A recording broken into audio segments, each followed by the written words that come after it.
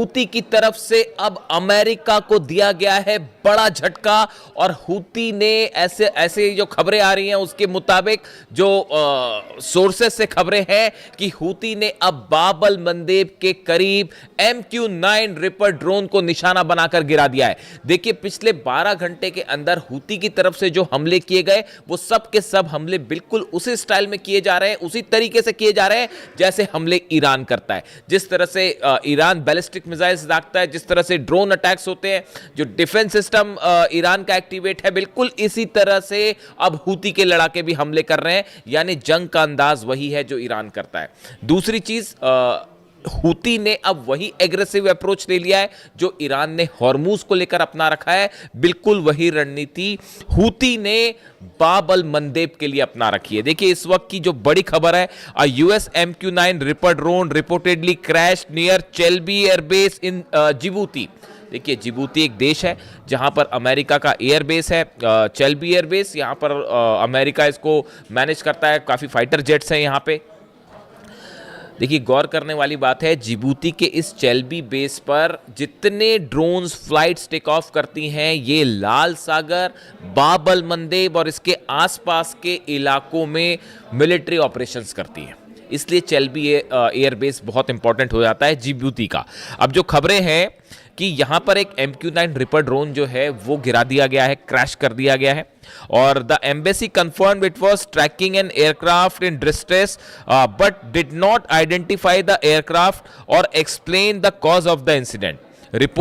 Reports have identified the aircraft as an MQ-9 while no group has claimed responsibility। देखिए अभी जो खबर है उसके मुताबिक एक MQ-9 रिपर ड्रोन था जिसने ये चेल्बी एयरबेस जो अमेरिका का है इससे टेक ऑफ किया। ये बाब-अल मंदेब के आसपास था, तब इसने स्ट्रेस सिग्नल दिया और फिर उसके बाद ये लौटा नहीं और क्रैश कर गया। अब अमेरिका ये कह रहा है कि अंदेशा है कि हूती ने जो है वो इसको मार गिराया है। हालांकि अभी इसको लेकर कोई बड़ा दावा नहीं हुआ है, लेकिन ये माना जा रहा है कि हूती ने इसे मार गिराया। अब आप देखिए चेल्बी एयरबेस जो है इसका थोड़ा जिक्र करना ज़रूरी है क्योंकि ये यमन में जो जंग हो रही है अब इसमें ये चेल्बी एयरबेस इंपॉर्टेंट होने जा रहा है और इस पर हमला भी हो सकता है। ये जो एयरबेस है जिबूती में स्थित एक सामरिक सैन्य एयरबेस है। यह जिबूती की राजधानी शहर से दक्षिण पश्चिम में लगभग 6 किलोमीटर की दूरी पर है। और इसकी मुख्य बातें ये है कि यहाँ पर अमेरिका जो है उसके ड्रोन्स हैं, जितने ड्रोन मूवमेंट होते हैं अमेरिका के वो सब यहाँ से होते हैं। और अब सूत्रों के हवाले से ऐसी भी खबर है कि अगर जिबूती के चेल्बी एयरबेस पर हमला हो जाता है तो कोई आश्चर्य की बात नहीं होगी। अगर अमेरिका ने किसी तरह का ऑपरेशन किया यमन में हूती के खिलाफ तो हो सकता है कि ये चेल्बी एयरबेस जो है इस पर हमला हो जाए। और ये जो MQ-9 रिपर ड्रोन गिराया गया है ये हूती की तरफ से एक वार्निंग है अमेरिका को कि आप लाल सागर से दूर रहिए। इसके अलावा देखिए जो खबरें आ रही हैं, यमन ने जो है हूतीज़ ने सऊदी के ऊपर लगातार दबाव बनाना शुरू कर दिया है। यानी हमले के साथ साथ समंदर में बाब-अल मंदेब में एक टोटल ओवरऑल दबाव बना रखा है हूती के ऊपर। ये बहुत ही एग्रेसिव रणनीति है। Yemen Houthis strike Saudi backed forces in Mokha with ballistic missile drone and releasing dramatic footages. देखिए मोखा में जो हमला हुआ यमन की सेना यानी सऊदी को, जो सऊदी बैक करता है जिस यमन की सेना को, उसके ऊपर हूती ने हमले किए। कैसे हमले किए मोखा में? बैलिस्टिक मिसाइल से, ड्रोन से। और सबसे बड़ी बात है इसका वीडियो भी रिलीज किया बिल्कुल इसी अंदाज में जैसे IRGC करती है। अब आप समझ जाइए मैं क्या कहना चाह रहा हूं। The Houthis warned Saudi Arabia wherever you mass you get bombed। सीधी धमकी है सऊदी को हूती की तरफ से कि आप जहां भी जमा होंगे वहां पर हमला किया जाएगा। The attack reportedly killed at least 7 people and wounded dozens। ये जो हमले हुए हैं हूती की तरफ से, जो हमले हुए इसमें 7 लोग मारे गए हैं, संख्या ज़्यादा हो सकती है इसकी, और सैकड़ों लोग इस हमले में घायल हो गए हैं। The Houthis also claimed a drone strike on an Aramco facility in Saudi Arabia। जज़ान में कल जो हुआ वो आप जान ही रहे हैं कि वहाँ पर धमाके हुए, ड्रोन स्ट्राइक की खबर है हूती की तरफ से। जज़ान में ऑयल फील्ड में आग लग गई। अब देखिए हालात ये हैं फिलहाल कि बाब-अल मंदेब बिल्कुल उसी तरह से बंद है जिस तरह से हॉर्मूज। हॉर्मूज खोलने के लिए ईरान ने अपनी नई शर्तें रख दी हैं।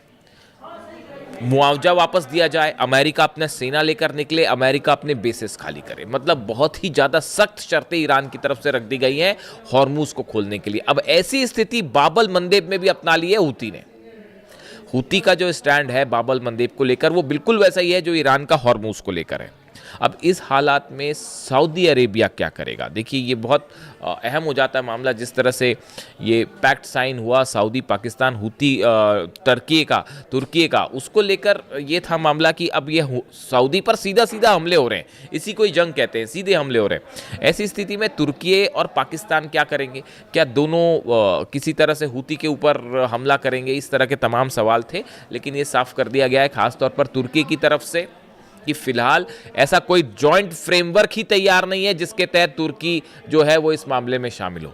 यानी तुर्की ने दूसरे शब्दों में हूती पर किसी भी तरह का ऑपरेशन करने से साफ मना कर दिया है। तुर्की ईरान के खिलाफ नहीं जाएगा, ये बात एकदम साफ है। इस हालात में देखिए तुर्की माइनस है, यानी सऊदी यहाँ पर फिर अकेला पड़ा हुआ है। अमेरिका मदद करने की सिचुएशन में है नहीं, इजराइल जो है वो सऊदी की मदद करेगा नहीं। इस हालात में अब सवाल ये है कि सऊदी अपनी रक्षा कैसे करेगा, सऊदी की मदद कैसे होगी? ये अपने आप में एक बड़ी खबर। इसके अलावा देखिए एक और अहम खबर का जिक्र करना ज़रूरी है, वो है गाज़ा। नेतन्याहू की तरफ से बयान आया है कि वो एक तो 15 सूत्री जो प्रोग्राम है डोनाल्ड ट्रंप का गाज़ा पीस प्लान जो है वो उसको स्वीकार करने से उन्होंने मना कर दिया, सीधा सीधा मना कर दिया। यानी ये देखिए आप, ये बता रहा है कि ये डोनाल्ड ट्रंप की लगातार कम होती पोजीशन को बता रहा है कि ईरान ने डोनाल्ड ट्रंप की हालत ऐसी कर दी है कि अब नेतन्याहू मुंह पर सीधा मना कर दे रहे हैं, क्योंकि सब कोई महसूस कर रहे हैं कि हर स्तर पर डोनाल्ड ट्रंप की हार हुई है, डोनाल्ड ट्रंप एडमिनिस्ट्रेशन की हार हुई है। चाहे हॉर्मूज हो, चाहे न्यूक्लियर पॉलिसी हो, चाहे जंग हो, आप जहां भी ले लें, चाहे एयर बेसिस हो, डिफेंस हो, सिक्योरिटी हो, सब में अमेरिका बुरी तरह से हारा है ईरान के साथ जंग। तो अब ऐसे हालात में हम नेतन्याहू भी सीधा सीधा जो है डोनाल्ड ट्रंप के प्रस्ताव को नकार दे रहे हैं और कह रहे हैं कि गाज़ा पीस प्लान को मैं नहीं मानूंगा। इसको लेकर तमाम खबरें आप देख सकते हैं। और इसको लेकर ईरान और इजराइल आमने सामने होंगे, इस बात को भी याद रखिए। गाज़ा को लेकर अब ईरान और इजराइल के बीच में बड़ी जंग होगी, ऐसे हालात बनते जा रहे हैं या बनाए जा रहे हैं, दोनों स्थिति है। लेकिन जो गौर करने वाली बात है, जो असली बात नेतन्याहू ने कही, वो गाज़ा पीस प्लान को स्वीकार नहीं करते, वो तो एक बात है ही। उन्होंने अपनी बातें कही कि हमास हथियार छोड़े वगैरह वगैरह, वो एक अलग चीज़ें हैं। लेकिन जो गौर करने वाली बात है वो ये है, नेतन्याहू ये कह रहा है कि मेरे जीते जी एक फिलिस्तीन एक राष्ट्र नहीं बनेगा, एक राज्य नहीं बनेगा। ये अपने आप में बहुत बड़ी बात है। नेतन्याहू का ये डिक्लेरेशन करना कि मेरे जीते जी फिलिस्तीन राज्य नहीं बनेगा, इस सेंटेंस ने ये बता दिया है कि आगे गाज़ा को लेकर इजराइल की रणनीति क्या होगी। इस बयान ने बता दिया है कि गाज़ा को लेकर अब एक नई जंग की शुरुआत हो सकती है। गाज़ा को लेकर ये जो बात है, ये देखिए बहुत अहम सेंटेंस है जो मैं फिगर आउट कर पाया कि मेरे रहते रहते जो है, मेरे जीते जी जो है फिलिस्तीन राज्य नहीं बनेगा। यानी ये एक बड़ा चैलेंज है जो नेतन्याहू दे रहे हैं और ये आधार रख रहे हैं एक नई जंग की। और ये भी बता दे रहे हैं कि गाज़ा से ना फोर्स वापस आएगी, और अब ये भी साफ हो चुका है ना लेबनान से वापस आएगी ना गाज़ा से आएगी, और सीरिया में भी जो इजराइल के ऑपरेशन है वो जारी रहेंगे। अब मुख्य सीट पर, ड्राइविंग सीट पर अब नेतन्याहू है, ना कि डोनाल्ड ट्रंप। डोनाल्ड ट्रंप पीछे होगा, नेतन्याहू स्ट्राइक करेगा। और प्लान है जितने ईरान के संगठन जो मदद कर रहे हैं उन सबको कमज़ोर करने का, चाहे हमास हो, चाहे हिजबुल्ला हो, चाहे हूती हो। लेकिन हो उल्टा रहा है, हूती भी वहाँ पर ज़बरदस्त दबाव दे रहा है और लेबनान में जो है वो हिजबुल्ला भी लगातार हमले कर रहे हैं। वो खबरें आई रही हैं, आप देख रहे हैं किस तरह से इजरायली फोर्सेस को नुकसान पहुँचाया जा रहा है। यानी पूरा मिडिल ईस्ट एक बार फिर अनसेटल है बुरी तरह से। लाल सागर से लेके, हॉर्मूज से लेके, बाब अल मंदेब से लेकर ऑयल बिजनेस पूरी तरह से ठप पड़ा हुआ है। ऐसे में ईरान ने अपनी शर्तें रख दी हैं अमेरिका के सामने। अब सवाल यह है कि अमेरिका क्या ईरान की शर्तों को मानेगा?